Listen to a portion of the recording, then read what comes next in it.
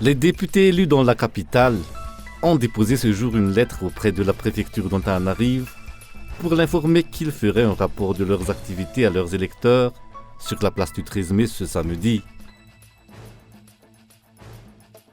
Le collectif des candidats reprend sa marche pour réclamer le retour à l'état de droit demain. Il s'est réuni aujourd'hui avec plusieurs entités politiques du pays.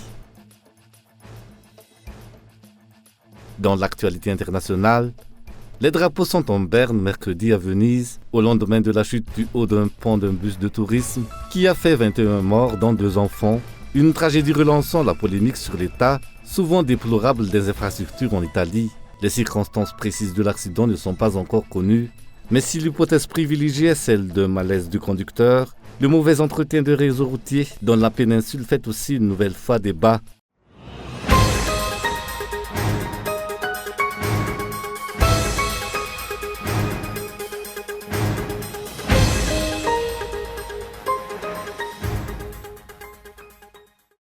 Le collectif des candidats s'est réuni aujourd'hui à Mbouimanamboul avec les partis et groupements politiques, avec les parlementaires, avec la grande famille des Ampanzak, les chefs coutumiers. L'objectif est de trouver des solutions à la situation qui prévaut à l'heure actuelle, la finalité étant de pouvoir organiser des élections transparentes, fiables, apaisées et acceptées de tous.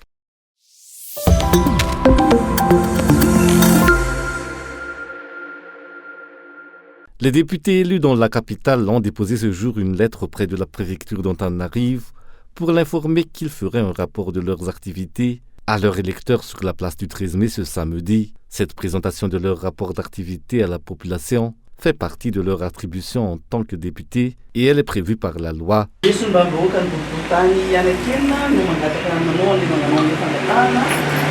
Ce sont les députés de 6 arrondissements qui déposent cette demande pour occuper la place du 13 mai ce samedi. Nous serons accompagnés par les députés d'autres circonscriptions.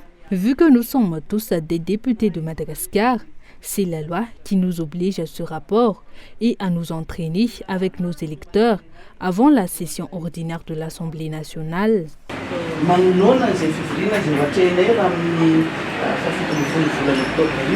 La population doit être informée de l'évolution du travail des députés, notamment à l'approche de la session ordinaire de l'Assemblée nationale.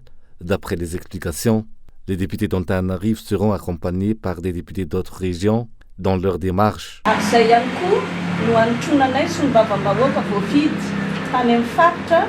Les députés des autres circonscriptions assisteront les députés élus dans la capitale lors de la présentation de leur rapport. Tous les Malgaches pourront être informés grâce aux différents médias qui relayeront cette présentation de rapport. Cette présentation de rapport se fera dans le calme car nous écartons l'idée qu'elle puisse se faire dans le désordre. Nous acceptons qu'elle puisse être encadrée par des forces de l'ordre, mais en aucun cas elle ne perturbera l'ordre public.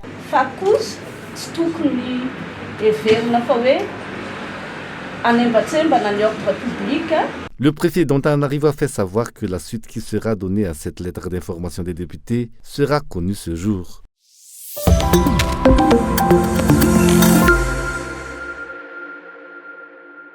Le candidat à la présidentielle Roland Ratsirek s'interroge sur la présence d'éléments des forces de l'ordre étrangers au sein des forces de l'ordre malgaches. Il demande ainsi des informations au secrétaire d'État à la gendarmerie et au Premier ministre Christian Tsay sur ces points.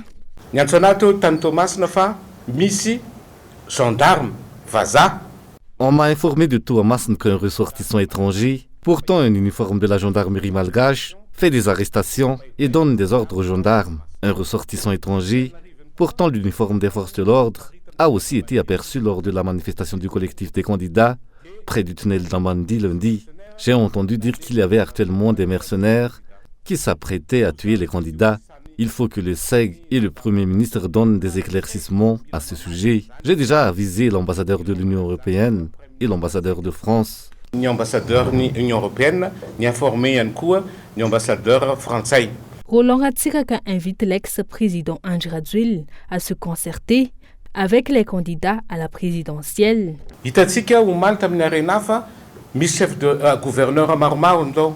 Lors de la réunion à l'Arena hier, Il y avait plusieurs gouverneurs. Comment pouvons-nous l'accepter alors qu'ils sont censés être neutres? Nous continuons à exiger des élections transparentes et fiables. Nous appelons Andrazoel à nous réunir avec nous sous la médiation du FFKM et de la communauté internationale.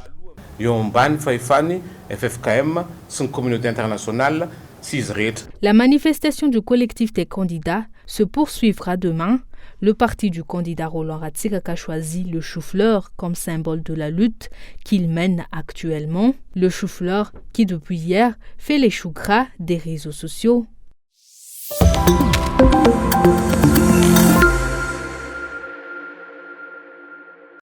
Les intimidations et la répression actuelle sont des entraves à la liberté d'expression et ont pour objectif d'opprimer les partis politiques qui ne roulent pas pour le régime en place.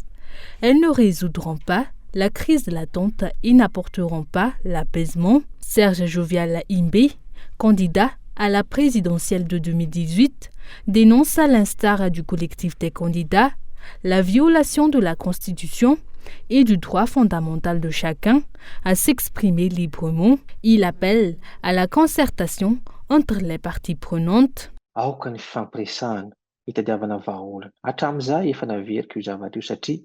Il faut absolument se concerter pour trouver une solution. On ne peut pas non plus ignorer les violations répétées de la Constitution. Il en a été ainsi de la motion de censure envers le gouvernement, déposée par 105 députés en décembre et qui a été avortée. Il y a aussi les entraves à la pré-campagne des candidats. Le pays est à un tournant de son histoire, sans solution commune pour la tenue de l'élection. Et si l'élection n'est pas crédible, il n'y aura jamais d'apaisement et personne n'acceptera cette élection.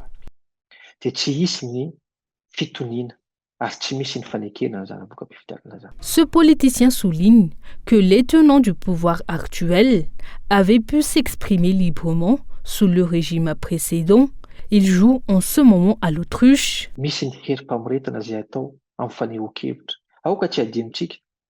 Nous ne devons pas oublier que les tenants du pouvoir actuel se sont exprimés dans la rue.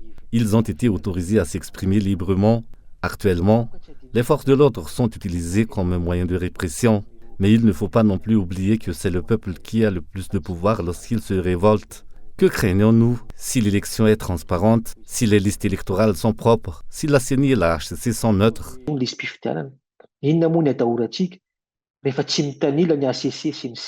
Pour ce politicien, les revendications du collectif des candidats sont essentielles et décisives pour que les élections soient transparentes, apaisées, fiables et acceptées de tous.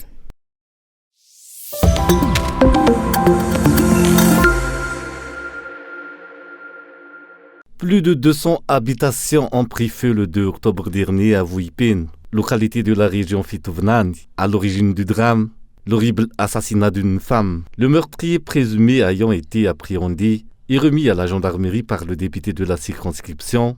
La famille de la victime, voulant faire justice elle-même, a exigé qu'on le lui remette. Contrariée de ne pas avoir eu gain de cause, elle a barré la route nationale numéro 12, bloquant ainsi la circulation. Pour lui éviter la vindicte populaire, le meurtrier présumé a été déplacé aux grandes dames de la famille de la victime.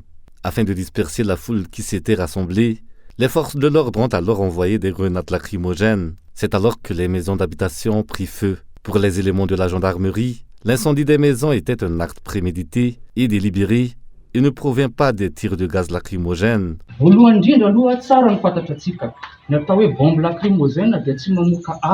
Les bombes lacrymogènes ne dispersent pas de flammes mais du gaz. Il n'est pas possible que des bombes lacrymogènes aient propagé du feu. Le feu est apparu à 2 endroits différents. Ce qui s'est passé hier a été préparé. C'est un coup prémédité et monté. Les personnes dont les habitations ont été la proie des flammes se sont alors rassemblées devant le lieu de résidence du député. Elles exigeaient, quant à elles, le remboursement de leurs maisons et de leurs biens brûlés lors de l'incendie.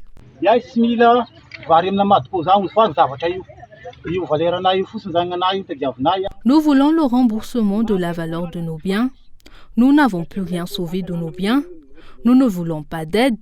Nous voulons qu'on réhabilite nos maisons. J'ai travaillé toute ma vie pour l'avoir. J'ai aujourd'hui les cheveux tout blancs et je n'ai plus ni assiette, ni une seule marmite pour cuire à manger. La situation est revenue au calme après des négociations avec les autorités locales. Toutefois, la famille de la femme assassinée menace de revenir et continue à faire valoir ses exigences d'après les explications reçues. Après les négociations, les éléments de l'ONC ont appris que la famille de la victime assassinée allait revenir. Nous avons mis en place un dispositif pour l'empêcher de revenir ici. Malgré l'accalmie, l'affaire reste en suspens. Si les victimes veulent appliquer la justice populaire, qui est pourtant interdite dans le pays, c'est parce que souvent, elles ne sont pas satisfaites de l'application des lois. Les méthodes de travail et l'application des lois doivent être rigoureuses si on veut que la population retrouve foi en la justice, d'après les observateurs.